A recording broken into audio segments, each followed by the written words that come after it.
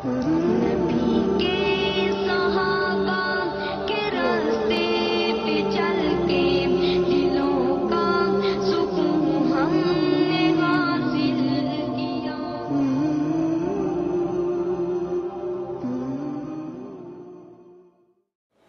ہمارے منتظمین نے جو موضوع منتخب کیا ہے وہ ہے صحابہ کرام اور ان کو درپیش چیلنج۔ صحابہ کرام رضوان اللہ علیہم اجمعین اس دنیا میں اللہ کی کائنات میں اس زمین کے اوپر وہ جماعت تھی جس جیسی جماعت نہ ان سے پہلے کبھی دنیا میں آئی نہ اس کے بعد آئی، اور نہ ہی ان کا کوئی موازنہ کسی اور جماعت کے ساتھ کیا جا سکتا ہے۔ وہ بہت عظیم لوگ تھے، وہ آسمان ہدایت کے ستارے تھے، وہ روشنی کے مینار تھے۔ ان میں سے ہر ایک کی زندگی اتنی ایمان افروز ہے کہ کسی ایک کی زندگی کو آپ لے لیں اور اس کے پیچھے چلیں تو آپ منزل پہ پہنچ سکتے ہیں۔ اللہ تبارک و تعالیٰ نے سورہ حجرات میں آیت نمبر 15 میں اہل ایمان کی صفت بیان فرمائی ہے، اور قرآن مجید میں ایک مقام پر نہیں مختلف مقامات پر اللہ نے اہل ایمان کی صفات بیان فرمائی ہے۔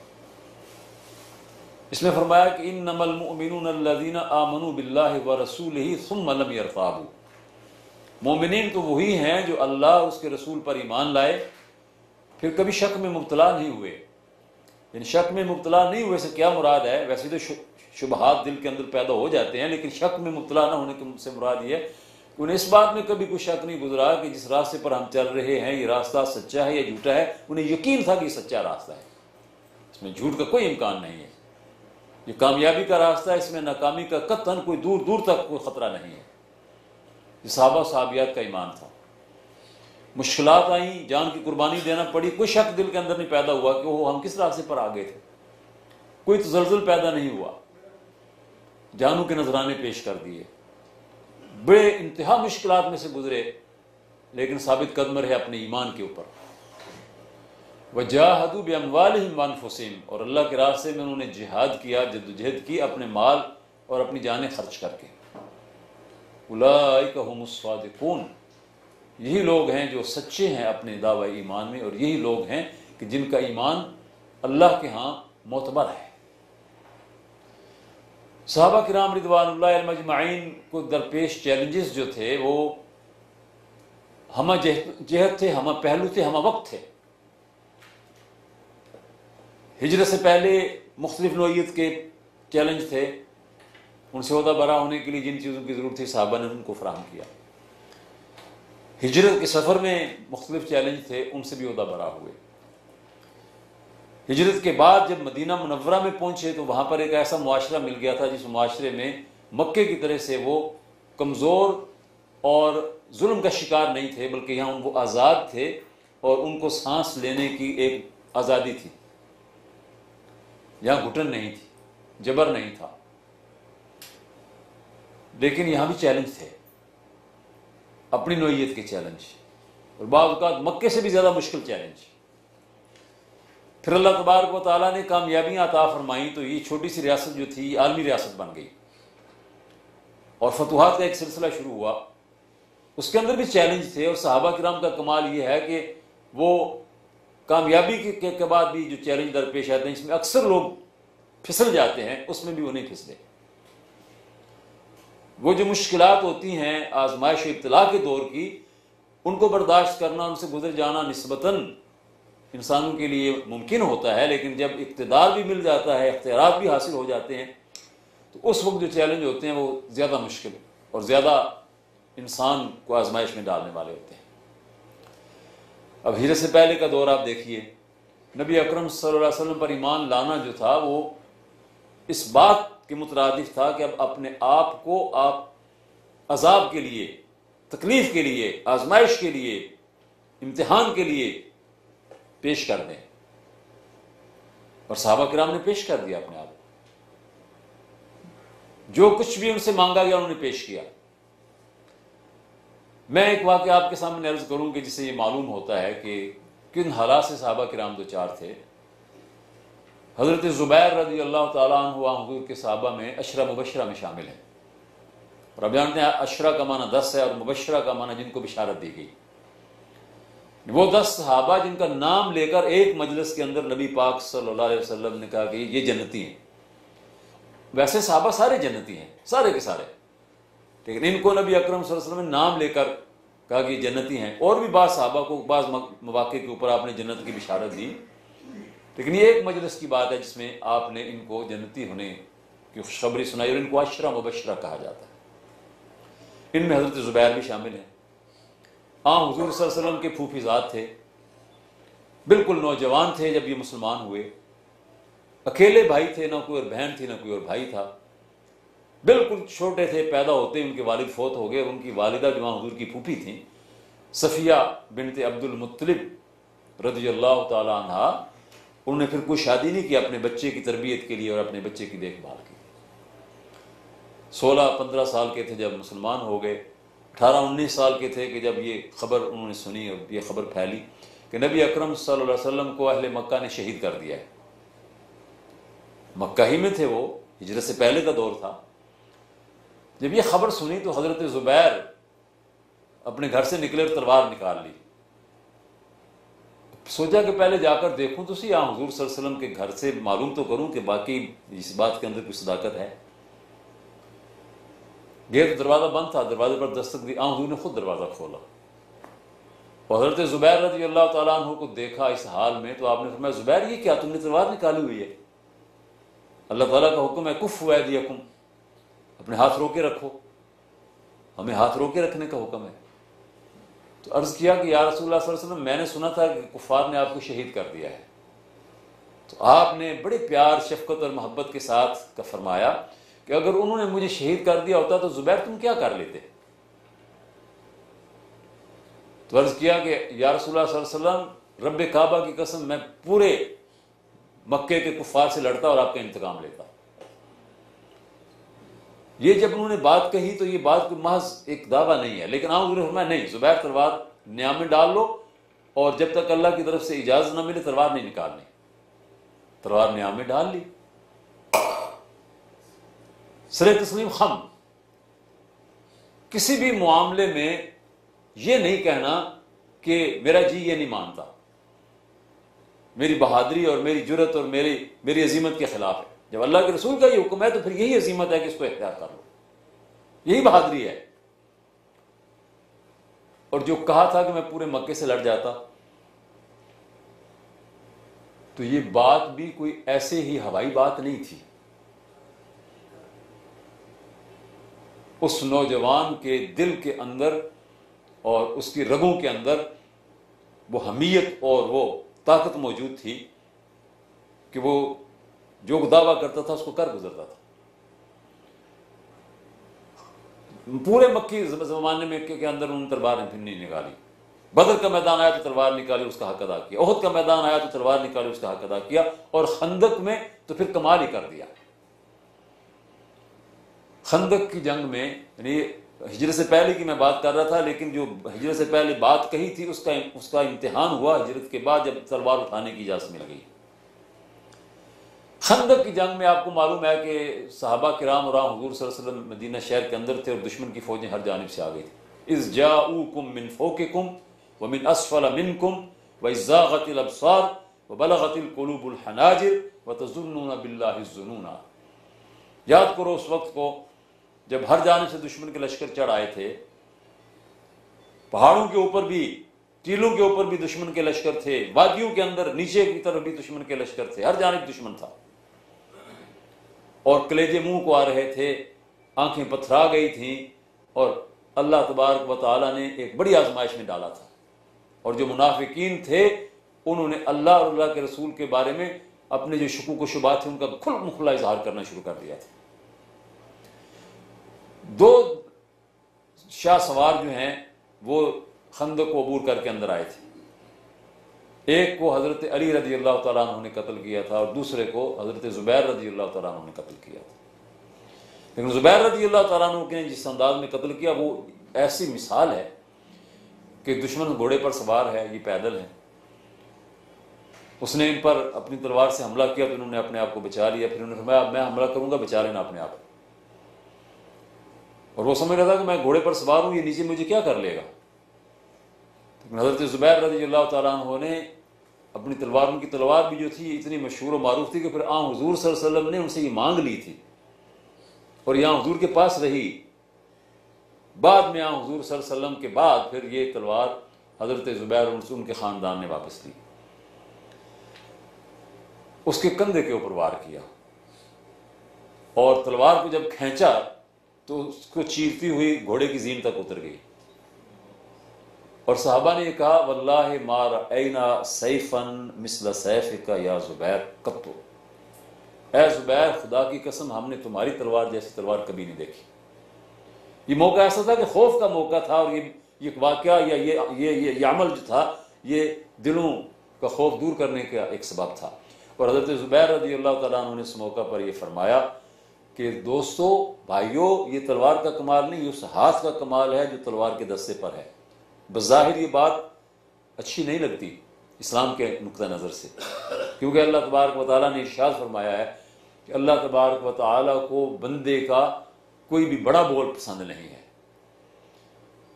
لیکن نبی اکرم صلی اللہ علیہ وسلم کے صحابہ کرام کے درمیان بعض واقعات ہمیں ایسے نظر آتے ہیں کہ جو موقع محل کے مطابق انہوں نے اپنی ذات کے لیے نہیں، اس موقع پر اسلام کو تقویت پہنچانے کے لیے کام کیا. اگر اپنی ذات کے لیے کرنا تو ہر موقع پر کہتے، لیکن ایسا نہیں. مثلا ایک دوسری مثال ہے کہ حضرت ابو دجانہ رضی اللہ تعالیٰ عنہ نبی اکرم صلی اللہ علیہ وسلم کی تلوار، آپ نے فرمایا میری تلوار سے کون جنگ لڑے گا اور جنگ کا حق ادا کرے گا، تو حضرت ابو دجانہ کو دی گئی وہ تلوار. حضرت ابو دجانہ دشمن کی طرف جب گئے تو اکڑتے ہوئے چل کر گئے. حضور دیکھ رہے تھے. حضور نے فرمایا کہ اللہ کو بندے کا اکڑ کر چلنا پسند نہیں ہے. ولا تمشی فی الارض مرحا 2 مرتبہ قرآن کے اندر آیا، سورہ لقمان کے اندر بھی آیا ہے، سورہ بنی اسرائیل کے اندر بھی آیا ہے. اللہ کو بندے کا اکڑ کر چلنا پسند نہیں ہے، لیکن آج ابو دجانہ کا اکڑ کر چلنا اللہ کو پسند آیا ہے، اس لیے کہ اس نے اسلام کی قوت کا دشمن کی قوت کے مقابلے میں اظہار کیا ہے اور ان کو یہ بتایا کہ ہم تم سے دبنے والے نہیں، تمہاری تعداد کی کثرت کو دیکھ. حضرت زبیر رضی اللہ تعالیٰ عنہ کے وہ الفاظ بھی اس وقت جو تھے، وہ ایک تو جو انہوں نے بات کہی تھی مکے میں حضور سے کہ میں پورے مکے سے لڑ جاتا، تو یہ اس کا ایک لحاظ سے ثبوت بھی تھا کہ ہاں اس کے اندر اتنی قوت تھی کہ وہ یہ کام کر سکتا تھا. اور دوسرا یہ کہ اس وقت جو لوگ کمزوری میں مبتلا تھے ان کو قوت ملی کہ ہاں ہمارے درمیان تو ایسے جنگجو بھی موجود ہیں. اسی ہجرت سے قبل کے زمانے میں نبی اکرم صلی اللہ علیہ وسلم کے صحابہ کرام حضرت خباب بن ارت رضی اللہ تعالیٰ عنہ، حضرت عمار بن یاسر، حضرت بلال، ان لوگوں کو جو ایذائیں پہنچائی گئیں تصور نہیں کیا جا سکتا. صرف حضرت خباب کا میں واقعہ عرض کروں آپ کی خدمت میں کہ حضرت خباب رضی اللہ تعالیٰ عنہ کو جب کافروں نے بہت ایذائیں پہنچائی اور کہا کہ اسلام چھوڑ دو، انہوں نے کہا میں اسلام نہیں چھوڑوں گا، میں مر جاؤں گا مگر اسلام کو نہیں چھوڑوں گا. تو ابو جہل نے اور اس کے دیگر ساتھیوں نے، ابی بن خلف، رمیہ بن خلف نے کہا کہ ابھی پتہ چلتا ہے کہ تم اسلام کو چھوڑتے ہو کہ نہیں چھوڑتے. حکم دیا گیا کہ دہکتے ہوئے انگارے زمین کے اوپر بچھائے جائیں. دہکتے ہوئے کوئلوں کی آگ جو ہے وہ زمین پر بچھائی گئی اور ان کو اس کے اوپر ڈالا گیا اور اوپر سے پتھر ان کے اوپر رکھ دیا گیا. اب اندازہ کیجیے آپ یہ کیا کتنی تکلیف دہ بات ہے. لیکن حضرت خباب رضی اللہ تعالیٰ عنہ اللہ تعالیٰ کی ذکر کرتے رہے اور ان کے جسم جو ہے وہ جل گیا اور کوئلے سے ٹھنڈے ہو گئے اور ان کے جسم کے اوپر مستقل نشان بن گئے تھے جل جانے کے، جلے ہوئے ہونے کے نشان، لیکن اسلام سے برگشتہ نہیں ہوئے. حضرت عمر رضی اللہ تعالیٰ عنہ اپنے دور خلافت میں بھی کئی مرتبہ حضرت خباب کو پیغام بھیجتے، خباب میرے پاس آؤ. اور حضرت خباب آتے تو آپ ان سے کہتے کہ وہ تمہارا جو اللہ کے راستے میں جسم جلایا گیا تھا مجھے وہ ذرا دکھاؤ. اور دیکھتے اور بعض کا چوم لیتے ان کے جسم کو اور فرماتے کہ خباب میں جب تمہیں دیکھتا ہوں تو میرا ایمان تازہ ہو جاتا ہے. حضرت عمر جیسے جو صحابی ہوں یہ فرما رہے ہیں. کن مشکلات سے گزرے صحابہ کرام. وہ چیلنج تھا، باطل ان کو جھکانا چاہتا ہے، انہیں ثابت کر دیا کہ یہ لوہے کے چنے ہیں، چبائے نہیں جا سکتے. یہ ایسے لوگ ہیں جو جھکائے نہیں جا سکتے. اللہ کے سامنے جھک جانے والے باطل کے سامنے نہیں جھکتے. صحابہ اور صحابیہ سب کی یہ شان تھی. ہجرت کا سفر جو تھا یہ سفر بڑا مشکل سفر تھا، اور قرآن مجید میں سورہ آل عمران کے آخری رکوع میں ایک آیت ہے فَاسْتَجَابَ لَهُمْ رَبُّهُمْ أَنِّي لَا أُضِيعُ عَمَلَ عَامِلٍ مِّنكُم مِّن ذَكَرٍ أَوْ أُنثَىٰ بَعْضُكُم مِّن بَعْضٍ۔ اللہ تبارک و تعالیٰ نے ان کی بات کو سن لیا، ان کے سوال کو سن لیا یا ان کی شکایت کو سن لیا، اس کا جواب دیا۔ یہ کیا شان نزول ہے اس کی؟ شان نزول اس کی یہ ہے کہ حضرت ام سلمہ رضی اللہ تعالیٰ عنہ، ام المومنین ام سلمہ، ایک مرتبہ نبی پاک صلی اللہ علیہ وسلم سے وہ کہتی ہیں کہ یا رسول اللہ صلی اللہ علیہ وسلم، خواتین نے اسلام کے لیے مردوں سے زیادہ قربانیاں دی ہیں، شک نہیں ہے اس میں، یہ بات ان کی جو ہے یہ بات واقعی قابل غور ہے کہ خواتین ہوتے ہوئے بھی وہ کام کیے ہیں کہ جو بڑے مشکل کام تھے۔ لیکن میں دیکھتی ہوں کہ قرآن مجید میں اللہ ذکر فرماتا ہے اہل ایمان کا تو اس میں مذکر کا صیغہ استعمال ہوتا ہے، مردوں کا ذکر ہوتا ہے۔ تو نبی اکرم صلی اللہ علیہ وسلم پر اسی وقت وحی کی کیفیت طاری ہوئی اور یہ آیت نازل ہوئی فَاسْتَجَابَ لَهُمْ رَبُّهُمْ أَنِّي لَا أُضِيعُ عَمَلَ عَامِلٍ مِّنكُم مِّن ذَكَرٍ أَوْ أُنثَىٰ۔ ان کی بات کو اللہ تعالیٰ نے سن لیا، اس کا جواب دیا کہ میں کسی بھی اہل ایمان کا اجر ضائع کرنے والا نہیں ہوں، مرد ہو یا عورت ہو۔ میرے ہاں مردوں کا بھی موجود ہے سارا اجر اور عورتوں کا بھی، میرے ہاں ریکارڈ مردوں کا بھی موجود ہے اور عورتوں کا بھی موجود ہے، کسی کا اجر ضائع نہیں ہوگا۔ یہ حضرت ام سلمہ جو یہ سوال کرتی ہیں، آئیے ذرا دیکھیں کہ سوال کرنے والی جو شخصیت ہے، جو ہستی ہے، تو ان کا کردار کیا تھا۔ یہ فرماتی ہیں کہ ہجرت کے لیے جب حکم ہوا کہ حبشہ کی طرف ہجرت کر جاؤ تو میں اور میرا خامن ہم حبشہ کی طرف ہجرت کر گئے۔ حبشہ میں اللہ تعالیٰ نے بیٹا عطا فرمایا جس کا نام سلمہ رکھا گیا، اور ان کا اپنا نام حضرت ام سلمہ کا ہند تھا، ہند بنت مغیرہ، لیکن بیٹے کی وجہ سے کنیت ام سلمہ ہی معروف۔ ان کا نام جو ہے وہ اکثر و بیشتر معلوم بھی نہیں لوگوں کو، ام سلمہ کو کوئی ایسا مسلمان نہیں جو نہ جانتا ہو، ام المومنین۔ ان کے خامن سلمہ جو تھے، ابو سلمہ جو تھے، ان کا نام بھی ابو سلمہ نہیں تھا، یہ ان کی کنیت ہے، ان کا نام عبداللہ بن عبد الاسد تھا،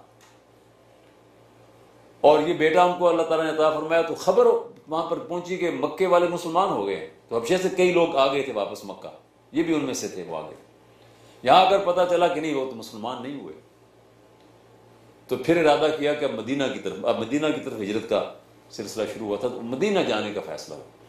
کہتی ہیں کہ ابو سلمہ ایک اونٹ لے کر آئے اور مجھے کہا کہ ام سلمہ بہت زیادہ بوجھ ساتھ لینے کی ضرورت نہیں ہے، سلمہ کو تیار کر لو، یعنی اپنے بیٹے کو جو ان کی گود میں تھا، اور تھوڑا بہت جو راستے کے لیے ضروری چیزیں وہ لے لو، ہم چلیں۔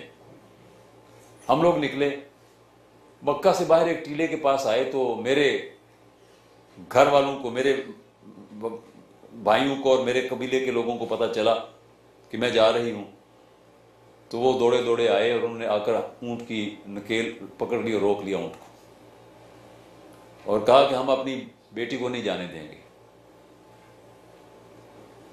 تم جہاں جانا چاہو چلے جاؤ، اپنی بیٹی کو ہم نہیں جانے دیں گے۔ میں کہتی رہی کہ میں اپنے خامد کے ساتھ جانا چاہتی ہوں، وہ مجھے زبردستی تو نہیں لے جا رہا، وہ میرا خامد ہے۔ انہوں نے کہا نہیں، مجھے زبردستی اتار لیا اونٹ سے۔ ظاہر ہے ہاتھ اٹھانے کی تو اجازت نہیں تھی ابھی، جیسے کہ پہلے واقعہ سامنے آ چکا ہے۔ اسی دوران میں ابو سلمہ کے خاندان کے لوگ بھی آ گئے اور انہوں نے آ کر میرا بیٹا مجھ سے چھین لیا، وہ بھی کافر تھے، یہ بھی کافر تھے، میرا بیٹا مجھ سے چھین لیا۔ بنو مغیرہ اپنی بیٹی کو دعویٰ کر رہے تھے کہ ہم اپنے ساتھ لے جائیں گے، اور بنو عبد الاسد جو ہیں وہ اس چھوٹے بچے کا دعویٰ کر رہے تھے یہ ہمارے خاندان کا بچہ ہے، ہم اس کو نہیں جانے دیں گے۔ وہ ماں سے چھین لیا گیا۔ کہتے ہیں کہ میرا بیٹا جب مجھ سے چھینا گیا تو وہ رو رہا تھا، اور میری کیفیت جو تھی وہ بیان نہیں کی جا سکتی، لیکن ابو سلمہ کا حوصلہ اور ان کی عظیمت قابل داد ہے۔ انہوں نے مجھ سے کہا ام سلمہ تمہارا اور سلمہ کا راستہ تو روک دیا گیا، میرا راستہ کھلا ہے، میں ہجرت کا ارادہ کر چکا ہوں، میں جا رہا ہوں، تمہیں اللہ کے سپرد کرتا ہوں۔ اور وہ چلے گئے۔ میں اس ٹیلے کے پاس آتی تھی، بیٹھ جاتی تھی وہاں اور روتی دھوتی تھی کہ اچانک مجھے میرے کان میں آواز آئی، الیس اللہ بکاف عبدہ۔ یہ ٹیلے کی آواز نہیں تھی، نہ کسی پتھر اور چٹان کی آواز تھی، یہ آسمان کی آواز تھی، یہ وحی کی آواز تھی، اللہ کے نبی پر وحی نازل ہوئی تھی۔ الیس اللہ بکاف عبدہ، سورہ زمر، مکی صورت ہے۔ کیا اللہ اپنے بندے کے لیے کافی نہیں ہے؟ مجھے حوصلہ مل گیا، میں نے اپنے آنسو پونچھ ڈالے۔ تھوڑے ہی دن گزرے تو میرے خاندان کے لوگوں میں سے ایک بوڑھا آدمی تھا، اس نے میرے بھائیوں کو بلایا، اس نے کہا تم نے اپنی بہن پر کیا ظلم ڈھایا ہے؟ اس کا بچہ الگ ہے، وہ بیچارہ اس سے جدا ہے، اس کا خامد کہیں ہے، یہ کہیں ہے، کیوں ظلم کر رہے ہو؟ اس کو جانے دو اپنے خامد کے پاس۔ تو وہ مان گئے اس بات کو، کہا کہ ٹھیک ہے ہم جانے دیتے ہیں۔ اسی طرح سے ابو سلمہ کے خاندان کے لوگوں نے کہا یہ بچہ بیچارہ کتنے مہینوں سے رو رہا ہے، کبھی ہم نے دیکھا نہیں کہ یہ خاموش ہو، جب بھی گزرتے ہیں یہ روتا ہو، ہمیں ملتا ہے، اس کو اس کی ماں کے سپرد کرو۔ تو میرا بچہ بھی مجھے مل گیا۔ میرے بھائیوں نے ایک مڑیل سا اونٹ مجھے دیا اور کہا کہ جانا چاہتی ہو تو چلی جاؤ۔ کہتی ہے میں اس حال میں سفر پر نکلی، اس ٹیلے کے پاس آئی، سلمہ میری گود میں تھا اور میری آنکھوں میں پھر آنسو آ گئے کہ پچھلے سال تو یہاں ابو سلمہ نے جب اونٹ کی نکیل پکڑی ہوئی تھی تو مجھے ڈر نہیں تھا، آج سلمہ میری گود میں ہے اور یہ تو دودھ پیتا بچہ ہے۔ پھر مجھے وہی آواز ہے، الیس اللہ بکاف عبدہ، کیا اللہ اپنے بندے کے لیے کافی نہیں ہے؟ تو میں چل پڑی۔ اور یہ واقعہ جو ہے، یہ انہوں نے جو بیان کیا، اس میں بڑی عجیب بات یہ ہے کہ مکے کے کفار میں سے ایک کافر راستے میں ایک جگہ پر ایک منزل پر ان کو ملا، ایک درخت کے نیچے بیٹھا تھا، عثمان بن ابی طلحہ جو اسلام دشمن تھا۔ کہتے ہیں میں نے اسے دیکھا، ایک خاندان قبیلے تو آپس میں رشتہ دار تھے نا، پہچان لیا۔ میں نے کہا پتہ نہیں یہ اس کا کیا ارادہ ہوگا، یہ کیا کرے گا۔ وہ اٹھا درخت سے، میری طرف بڑھا اور مجھے دیکھا تو اس نے کہا ام سلمہ تم اکیلی جا رہی ہو، تمہارے بھائی تمہارے ساتھ نہیں آئے؟ میں نے کہا میرے بھائی بت پرست ہیں، میں اللہ کو ماننے والی ہوں، میرے ساتھ کیسے وہ آ سکتے تھے؟ تو وہ بھی بت پرست ہی تھا۔ اس نے کہا انہوں نے بڑی زیادتی کی، ام سلمہ میں تمہارے ساتھ چلتا ہوں۔ اور وہ کہتی ہیں کہ جہاں قیام ہونا ہوتا تھا، چیلنج جب کوئی لوگ قبول کرتے ہیں اپنے دین کی خاطر تو اللہ تبارک و تعالیٰ کیسے راستے بناتا ہے۔ الیس اللہ بکاف عبدہ کس طرح انسان کی انگلی پکڑتا ہے، لیکن یقین ہو، پختہ ایمان ہو، عزم ہو، یہ کردار ہو۔ کہتی ہیں کہ وہ کافر ہونے کے باوجود اس نے اس قدر صلہ رحمی کی کہ جہاں ان کو بٹھانا ہوتا تھا تو الگ ہو جاتا تھا درخت کی اوٹ میں، اور میں اپنے بیٹے کو لے کر نیچے اتر جاتی تھی تو وہ اونٹ کو چرانے کے لیے لے جاتا تھا، جب روانہ ہونا ہوتا تھا تو اونٹ کو لا کر بٹھاتا تھا اور الگ ہو کر کھڑا ہو جاتا تھا، میں بیٹھ جاتی تھی تو اونٹ کی نکیل پکڑ لیتا تھا۔ مشرک تھا، کافر تھا۔ جب قباء میں پہنچے تو اس نے مجھے کہا کہ ام سلمہ اس بستی میں تمہارا خامد کسی جگہ پر ہوگا، میں چونکہ ان لوگوں کا دشمن ہوں، میں نہیں جا سکتا، تو میں واپس جا رہا ہوں۔ میں نے جا کر ابو سلمہ سے جب ملاقات ہوئی اور میں نے یہ بات بتائی تو ابو سلمہ نے کہا کیا واقعی ایسا ہوا؟ میں نے کہا ہاں بالکل ایسا ہوا۔ تو ابو سلمہ نے اسی وقت کہا کہ عثمان بن ابی طلحہ خوش نصیب ہے، وہ مسلمان ہو جائے گا،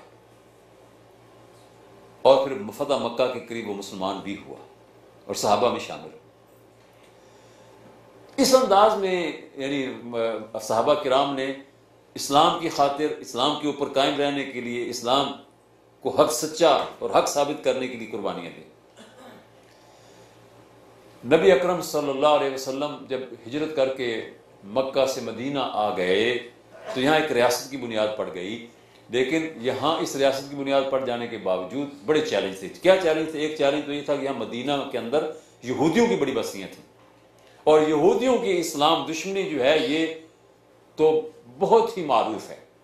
لَتَجِدَنَّ أَشَدَّ النَّاسِ عَدَاوَةً لِلَّذِينَ آمَنُوا الْيَهُودَ، خود قرآن نے گواہی دی کہ تم پاؤ گے یہودیوں کو اہل ایمان کے سب سے بڑے دشمن، اور آج بھی سب سے بڑے دشمن آپ دیکھ سکتے ہیں وہی،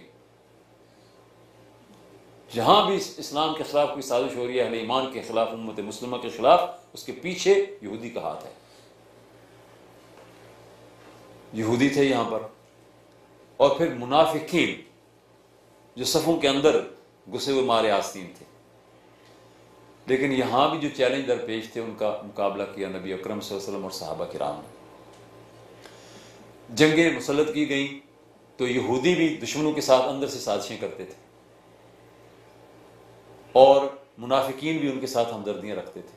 اور قرآن میں اس کا تفصیلی ذکر ہے جو آپ قرآن مجید کے اندر پڑھتے ہیں. مدنی صورتوں میں تو کوئی صورت ایسی نہیں جس میں منافقین کا ذکر نہ ہو، اور ایک صورت تو پوری کی پوری صورت منافقین کے نام سے ہے. لیکن اہل ایمان کی دیکھیے یہاں جو امتحان تھے، اور اہل ایمان کی جو شان تھی. عبداللہ بن ابی رئیس المنافقین تھا، نبی اکرم صلی اللہ علیہ وسلم کے بارے میں گستاخانہ الفاظ استعمال کرتا تھا. اور ایک مرتبہ تو اس نے یہاں تک کہا، ایک غزوہ میں حضور گئے ہوتے اور یہ منافقین بھی ساتھ شامل ہو جاتے تھے سازشوں کے لیے. تو وہاں پر کسی بات پر انصار اور مہاجرین کے درمیان کوئی اختلاف ہوا، تو اس پر اس نے کہا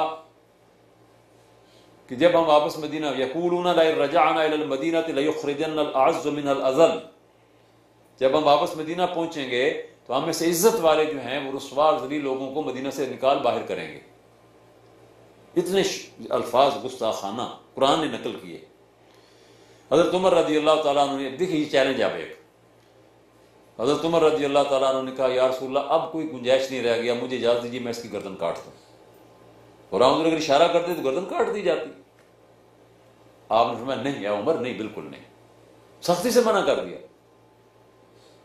یہ بھی چیلنج ہے. جس نے زبیر کو کہا تھا کہ نہیں تلوار نہیں نکالنی، حضرت عمر کو کہا کہ نہیں، تو خاموش ہو گئے. لیکن دیکھیے صحابہ کرام، اسی عبداللہ کا بیٹا ہے جو سچا مومن ہے، باپ منافقین کا رئیس، بیٹا محمد الرسول اللہ کا سچا وفادار اور عاشق ہے، اور اس کا نام بھی عبداللہ ہے. اور واقعتاً وہ تو ہے ہی عبداللہ. یہ تو عبداللہ جو منافق ہے، عبداللہ بن ابی، یہ تو عبداللہ نہیں، یہ تو عبد الشیطان ہے. لیکن بیٹا جو ہے وہ واقعی عبداللہ ہے. وہ بھی ساتھ شامل ہے اس جنگ میں. اس نے بھی یہ بات سن لی تھی. وہ آگے آگے گیا اور مدینہ کی گلی کے باہر کھڑا ہو گیا. جب اس کا باپ وہاں پر پہنچا، اور لوگوں نے خیال اس لیے نہیں کیا کہ سب لوگ میدان جنگ سے آئے تھے، سب کے پاس ہتھیار تلواریں وغیرہ تھی. جب باپ آیا تو اس نے اپنی تلوار جو ہے اس کو لہرایا اور کہا کہ تم آگے نہیں آ سکتے. تم نے کہا تھا کہ عزت والے جو ہیں وہ جائیں گے، تو عزت والے تو اللہ اور اللہ کے رسول اور اہل ایمان ہے. اس نے شور ہنگامہ کھڑا کر دیا کہ دیکھو میرا بیٹا کتنا نافرمان ہے، ناہنجار ہے. نبی اکرم صلی اللہ علیہ وسلم جب وہاں پر پہنچے تھوڑی دیر کے بعد راستہ روک رکھا اس نے. ابو بکر صدیق اور حضرت عمر حضور کے ساتھ تھے. تو آپ نے حضرت عمر کی طرف ایک نظر دیکھا، اور حضرت عمر پکار اٹھے کہ اللہ کے رسول میں گواہی دیتا ہوں کہ آپ اللہ کے سچے رسول ہیں، جو کچھ آپ جانتے ہیں ہم نہیں جانتے. آپ نے فرمایا دیکھو عمر، تم اس کی گردن کاٹ دیتے تو یہ منظر کیسے ہوتا. آج یہ منظر دیکھو، یہ ایمان کا جو ایک بالکل مکمل نمونہ ہے وہ دیکھو. آپ نے حضرت عبداللہ سے فرمایا عبداللہ تلوار نیام میں ڈال لو اور اپنے باپ کو راستہ دے دو. تو کہنے لگے یا رسول اللہ آپ کا حکم ہے اس لیے میں اجازت دے رہا ہوں. تلوار نیام میں ڈالی اور الگ ہٹ گئے. صحابہ کرام کے لیے بڑے بڑے مشکل امتحان تھے. ایک جانب باپ ہے، دوسری جانب اللہ اور اللہ کے رسول ہے. اور کیا حکم ہے؟ قل ان کان آباؤکم وابناؤکم واخوانکم وازواجکم وعشیرتکم واموال اقترفتموها وتجارۃ تخشون کسادها ومساکن ترضونها احب الیکم من اللہ ورسولہ وجہاد فی سبیلہ فتربصوا حتی یاتی اللہ بامرہ. یہ تمام رشتہ داریاں، تمام دنیاوی مفاد، تجارتیں اور کاروبار اور گھر اور ساری کی ساری جتنی بھی انسان کو دنیا کے اندر پرکشش چیزیں نظر آتی ہیں، یہ اگر اللہ اور اللہ کے رسول اور جہاد فی سبیل اللہ سے زیادہ محبوب ہو جائیں تو پھر انتظار کرو اللہ کے عذاب کا. یہ ساری کی ساری چیزیں ہیج تھیں، اللہ اور اللہ کے رسول کی محبت فائق تھی. صحابہ کرام کی یہ شان ہے ہجرت کے بعد. پھر یہ جنگیں جو ہیں، ان جنگوں کے اندر اگر آپ دیکھیں تو یہ غزوہ بدر کی صرف میں آپ سے بات کروں اور صرف 2 باتیں آپ کے سامنے عرض کر دوں کہ یہ جنگیں مال جنگیں نہیں تھیں. ان جنگوں کے اندر بھی بہت سبق ہے ہمارے لیے. جنگ کا تو مفہوم یہ سمجھا جاتا ہے کہ تلواریں تلواروں سے ٹکرائیں، ہتھیار ہتھیاروں سے ٹکرائیں، اسلحہ اسلحے کے مقابلے پر آئے اور کوئی فتح و شکست کا فیصلہ ہو جائے.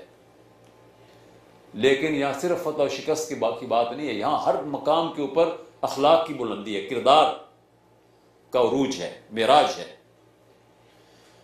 نبی اکرم صلی اللہ علیہ وسلم بدر کے میدان میں گئے تو بدر کے میدان کے اندر آپ نے فرمایا قوموا الی جنت عرضها السماوات والارض، اٹھو اس جنت کی طرف پیش قدمی کرو جس کی وسعتیں زمین و آسمان.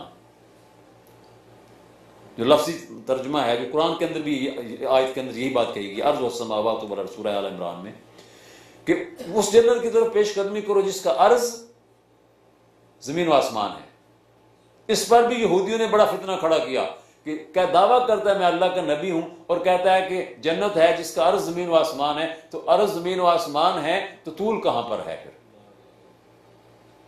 ظاہری اعتراض انہوں نے اپنی طرف سے بڑا پیش کیا. اللہ کے نبی صلی اللہ علیہ وسلم نے مسکرا کر جواب دیا.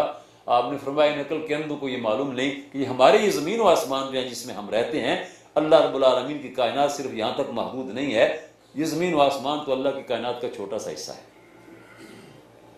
اور حقیقت یہ ہے کہ ہماری یہ گلیکسی اور ہمارے زمین و آسمان، ہمارا یہ شمسی نظام، یہ اللہ تعالیٰ کی کائنات کا چھوٹا سا حصہ ہے.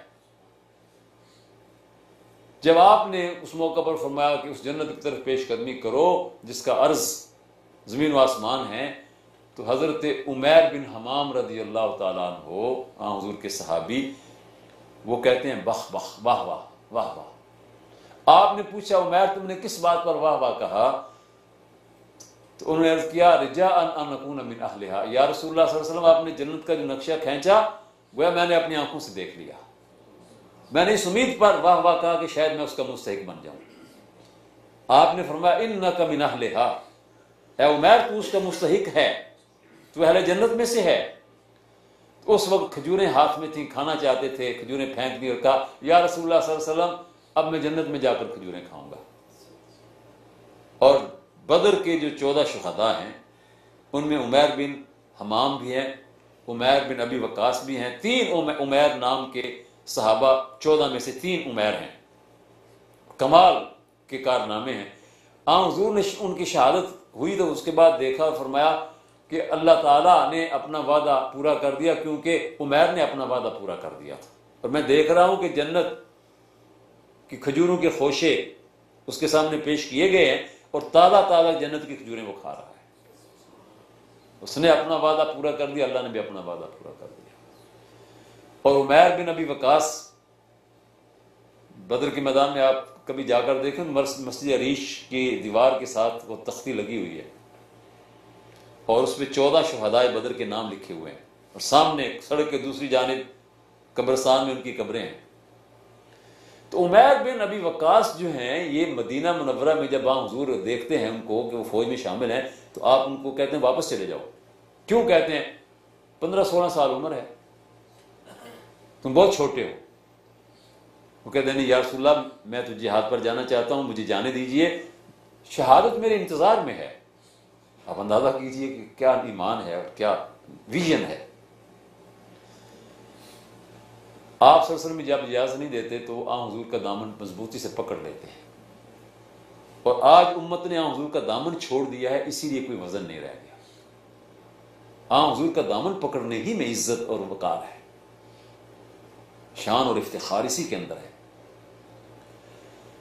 حضور کہتے ہیں نہیں تم واپس جاؤ، بہت چھوٹے ہو. وہ کہتے ہیں یا رسول اللہ زندگی کا کیا بھروسہ ہے، مجھے اجازت دیجیے میں جہاد پر جاؤں، مجھے اللہ شہادت عطا فرمائے گا.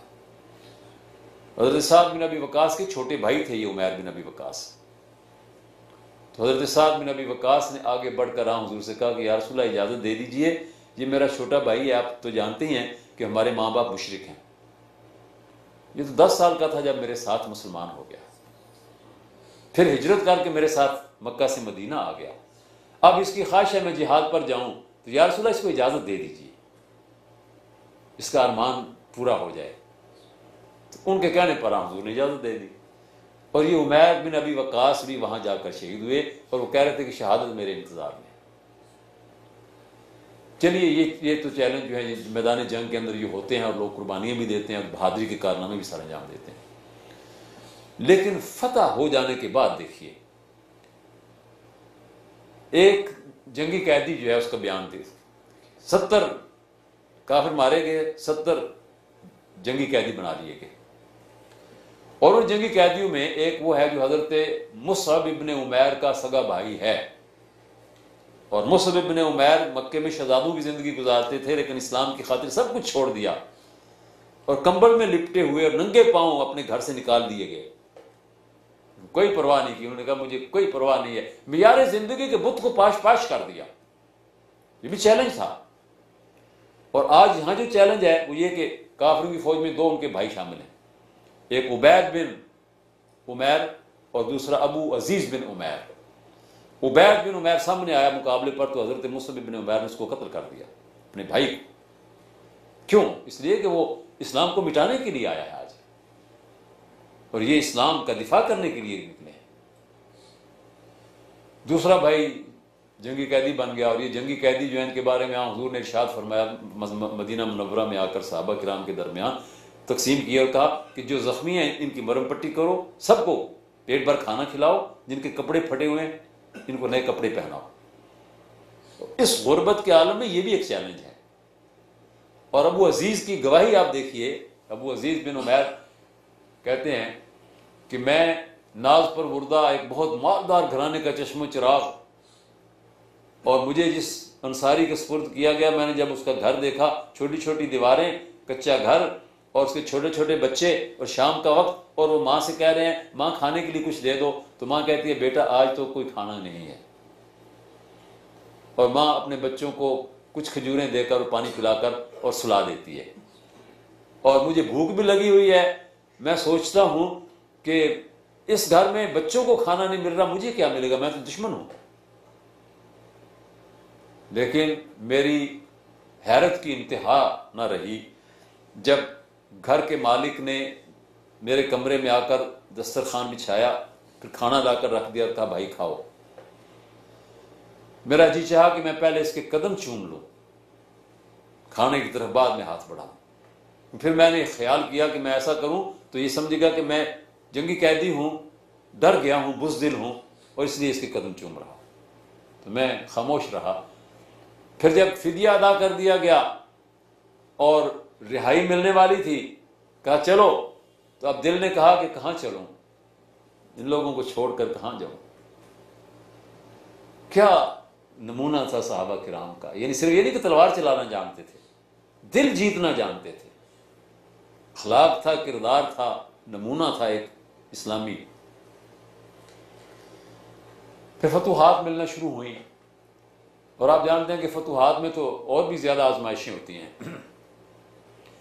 نبی اکرم صلی اللہ علیہ وسلم مکہ فتح کرنے کے لیے جب نکلے تھے، مکہ فتح ہوا، تو حضرت جابر بن عبداللہ رضی اللہ تعالیٰ عنہ انصاری صحابی ہیں، وہ کہتے ہیں کہ میں حضور کے ساتھ ساتھ تھا، مدینہ سے چلنے کے وقت سے لے کر مکہ پہنچنے تک ہر منزل میں آپ کے ساتھ اور قریب رہا۔ جب آپ مکہ کے قریب پہنچے تو ایک جگہ آپ نے اپنی اونٹنی کو روکا،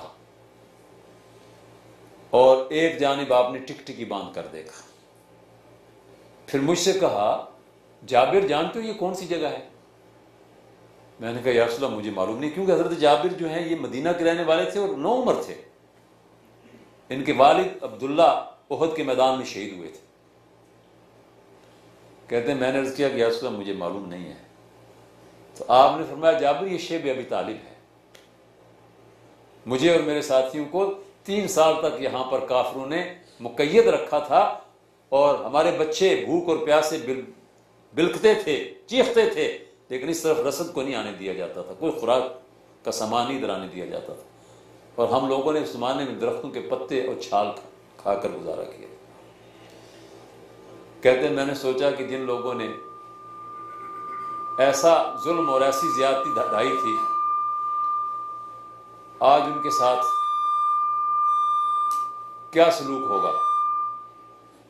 لیکن آپ جانتے ہیں کہ نبی اکرم صلی اللہ علیہ وسلم جب مکہ کے اندر داخل ہوئے تھے تو آپ نے لوگوں سے پوچھا تھا میرے بارے میں تمہارا کیا خیال ہے؟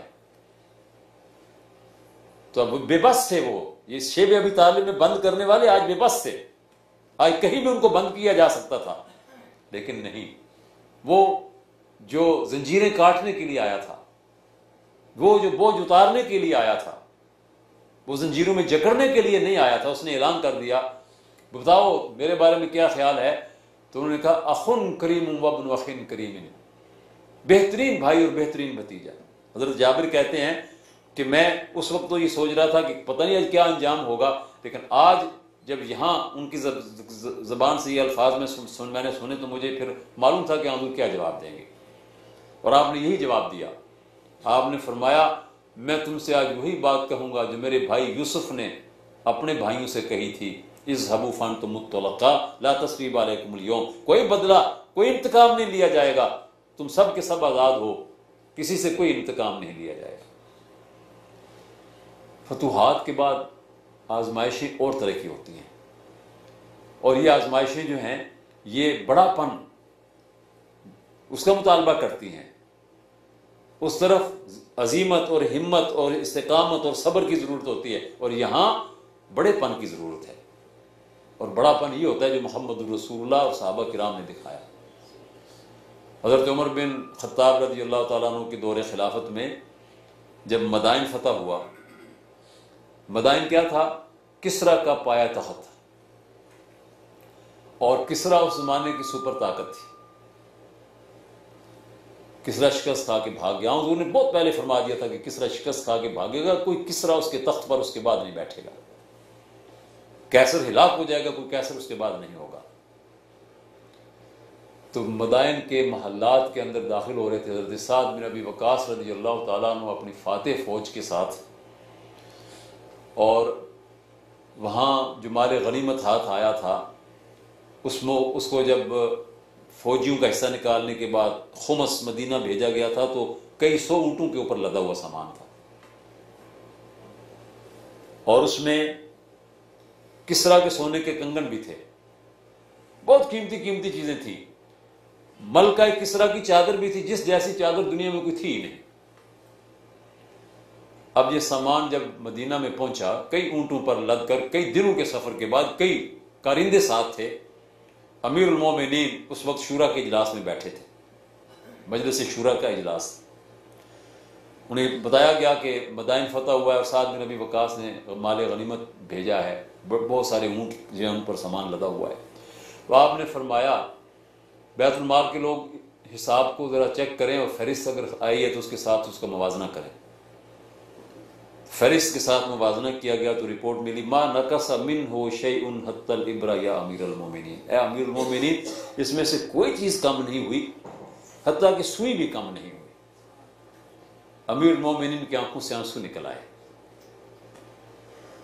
حضرت علی بن ابی طالب رضی اللہ تعالیٰ عنہ عرض کرتے ہیں کہ امیر المومنین کیوں آپ کی آنکھوں میں آنسو آ گئے؟ یہ تو خوشی کا موقع ہے، اللہ نے سعد بن ابی وقاص کو اور ان کے ساتھیوں کو جو عزت اور مقام اور اعزاز دیا اور اسلام کو جو قوت عطا کی ہے، خوشی کا موقع ہے۔ فرمایا علی تم جانتے ہو ہم کیسے لوگ تھے، کیسی قوم تھے، چھوٹی چھوٹی چیز پر ہم میں سے بڑے سے بڑا آدمی جو ہے اس کا بھی ضمیر مردہ ہو جاتا تھا، لیکن دیکھو عام لوگ ہیں، لمبا سفر کر کے آئے ہیں، اتنی قیمتی چیزیں لائیں، کوئی ایک چیز بھی کسی نے آگے پیچھے نہیں کی۔ کتنی تبدیلی اللہ تعالیٰ نے ہمارے اندر پیدا کر دی، یہ خوشی کے آنسو تھے۔ تو حضرت علی رضی اللہ تعالیٰ عنہ نے ایک بات کہی، اور وہ بات یہ تھی کہ امیر المومنین حکمران کی حیثیت چھت کسی ہوتی ہے، اپنی رعایا کے اوپر وہ چھت ہے۔ چھت اگر صاف ستھری ہو تو آسمان سے نازل ہونے والا اترنے والا پانی جو ہے بارش کا، وہ پرنالوں کے ذریعے سے نیچے آتا ہے اور صاف ستھرا ہوتا ہے، پرنالے اس کو گندا نہیں کر سکتے۔ چھت اگر گندی ہو تو پرنالا نیچے پانی گندا لے کے آتا ہے۔ تو آپ چھت ہیں، آپ جیسا ٹرانسپیرنٹ اور شفاف حکمران جو ہے اس کے کارندے کیسے کچھ چیز آگے پیچھے کر سکتے ہیں؟ یہ نہیں ہو سکتا۔ حقیقت یہی ہے اب دیکھیے وہ جو کسرا کے کنگن تھے، حضرت امیر المومنین نے فرمایا مال غنیمت تقسیم ہو رہا تھا، تو آپ نے فرمایا کہ یہ کسرا کے کنگن جو ہیں یہ تو آن حضور صلی اللہ علیہ وسلم خود ہی سراقہ کو دے گئے تھے۔ سراقہ جو پکڑنے کے لیے نکلا تھا ہجرت کے سفر میں، اس کو کہا تھا سراقہ اس دن تیری کیا شان ہوگی جب تیرے ہاتھوں میں کسرا کے سونے کے کنگن پہنائے جائیں گے۔ تو اس نے سوچا میرے ہاتھوں میں کسرا کے سونے کے کنگن، میں عرب کا بدو اور وہ دنیا کا سپر طاقت۔ آپ نے فرمایا ہاں یہ ہوگا۔ حضرت عمر رضی اللہ تعالیٰ نے فرمایا کہ سراقہ کو بلاؤ۔ سراقہ مسلمان ہو چکے تھے، صحابہ میں شامل ہیں۔ جب وہ آئے تو ان کے ہاتھوں میں وہ کنگن پہنائے اور فرمایا کہ اللہ کے نبی کی پیشین گوئی تھی جو پوری ہو گئی ہے، لیکن سراقہ اللہ کے نبی نے یہ بھی فرما دیا تھا کہ میری امت کے مردوں کے لیے سونا پہننا جائز نہیں ہے۔ اس کے بعد یہ حکم دیا تھا، بعد والا حکم پہلے حکم پر حاوی ہوتا ہے، اس لیے جا کر اپنی بیوی یا اپنی بیٹی یا اپنی بہو کو دے دینا، یہ تمہارے یہاں لے جاؤ۔ چادر کس کو دی جائے؟ ایک ہی چادر ہے، تو صحابہ نے کہا کہ اپنی اہلیہ کو دے دیں۔ فرمایا نہیں میری اہلیہ اس کی مستحق نہیں ہے۔ کہا اپنی بیٹی کو دے دیں، اپنی بہو کو دیں۔ فرمایا نہیں، نہ میری بیٹی اس کی مستحق ہے، نہ میری بہو اس کی مستحق ہے، نہ میری بیوی اس کی مستحق ہے۔ صحابہ نے کہا پھر کس کو دیں گے؟ آپ نے فرمایا آؤ میں تمہیں بتاتا ہوں کس کو دیتے ہیں۔ چادر لی اور شورا کے ارکان ان کے جو تھے 4-5 جو ارکان تھے ان کے ساتھ، ان کو لیا ساتھ، اور انصار کے محلوں میں سے ایک محلے میں گئے اور وہاں ایک دروازے پر جا کر کھڑے ہو کر آواز دی، دستک دی، تو حضرت ام عمارہ رضی اللہ تعالیٰ عنہ بوڑھی ہو چکی تھی، جو احد کے میدان میں حضور کا دفاع کرتی ہوئی زخمی ہوئی تھی، اور جن کے بارے میں حضور نے فرمایا تھا کہ ام عمارہ تو خاتون احد ہے، میں نے اسے دائیں جانب دیکھا تو دشمن سے برسرے پیکار تھی، بائیں جانب دیکھا تو دشمن سے برسرے پیکار تھی، زخمی ہوئی تھی، اور حضور صلی اللہ علیہ وسلم نے ان کی زخمی بازو کے اوپر خود پٹی باندھی تھی، اور اپنے فرمایا تھا کہ ام ہمارا بہت زیادہ تکلیف، تو عرض کیا یا رسول اللہ میرے لیے اور میرے اہل و عیال کے لیے دعا کیجیے کہ اللہ تعالیٰ جنت میں مجھے اور میرے اہل و عیال کو آپ کے قریب رکھے۔ تو آپ نے اسی وقت دعا فرمائی کہ اللہ جنت میں مجھے ام ہمارا اور اس کے اہل و عیال کو میرے قریب رکھنا۔ کہنے لگی اب کوئی تکلیف نہیں ہے، یہ خاتون احد کہلاتی ہیں۔ تو حضرت عمر رضی اللہ تعالیٰ نے کہا کہ ام ہمارا یہ چادر ہے، اس جیسی چادر دنیا میں اور کوئی بھی نہیں ہے، اس کی مستحق صرف تم ہو اور کوئی نہیں ہے، تم نے حق ادا کیا تھا احد کے میدان میں، اور آج یہ چادر میں تمہاری خدمت میں پیش کرنے کے لیے آیا۔ چیلنج تھے ہر طرح کے، اور یہ چیلنج تھے، ان چیلنج سے عہدہ برا ہوئے، اسی لیے دنیا کو وہ نظام ملا جس نظام کے اندر شیر اور بکری ایک گھاٹ پانی پی سکتے تھے اور پیتے تھے، اسی کی ضرورت ہے انسانیت کو۔ یہ تفاوت جو ہیں یہ صحابہ کرام نے اور خلفاء راشدین نے ختم کیے، اور انصاف اور عدل کی جو ان کو امانت دی گئی تھی اس کو انسانوں تک پہنچایا۔ تو بھائیوں، صحابہ اور صحابیات کے حالات جو ہیں ان کو بیان کرنے کے لیے ایک رات کیا، ایک زندگی کیا، زندگیاں انسان کی، کئی انسانوں کی زندگیاں بھی کافی نہیں ہیں، لیکن چند چیزیں، چند موتی میں نے چن کر آپ کی خدمت میں پیش کیے ہیں۔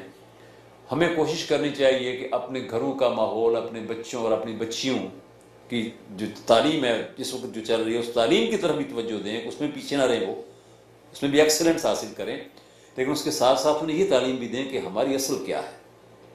اور میں اپنی بات کو ختم کر رہا ہوں اس چیز کے اوپر کہ اپنی اصل سے جڑ جانے کے اندر بقا ہے، اصل سے کٹ جانے کے اندر فنا ہے۔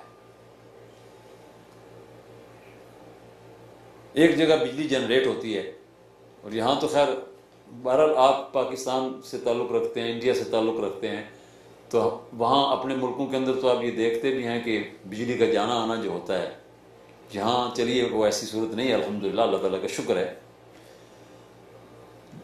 بجلی جو ہے یہ کہیں جنریٹ ہوتی ہے اور پھر اس کے بعد سپلائی ہوتی ہے۔ یہ بلب جو ہے جل رہا ہے، کسی بلب نے پٹاخہ بھی مارا تھا، وہ کچھ مسئلہ اس کا ہوا، یہ آواز میری آپ تک جا رہی ہے۔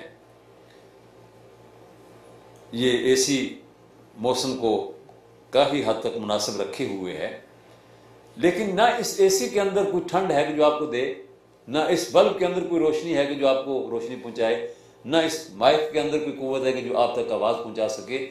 یہ پاور ہاؤس کے ساتھ جڑے ہوئے ہیں تو یہ سارا کام کر رہے ہیں، اس سے کٹ جائیں کچھ نہیں کر سکتے۔ ہمارا پاور ہاؤس وہی ہے، اور اسے جڑ جائیں تو ہم ناقابل تسخیر ہیں، ہم اپنا وظیفہ اور اپنا فنکشن جو ہے وہ کر سکتے ہیں، اور اسے کٹ جائیں تو ہم ڈیکوریشن پیس تو ہو سکتے ہیں، لیکن اس کے اندر کوئی کسی قسم کی کوئی قیمت اور کوئی وزن نہیں ہوتا۔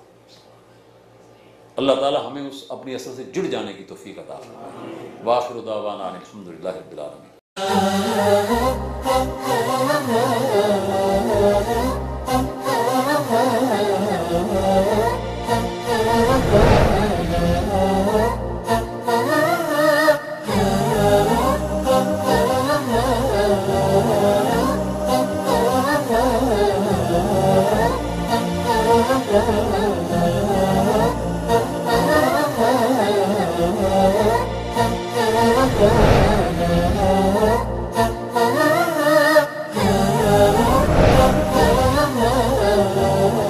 مثال اردو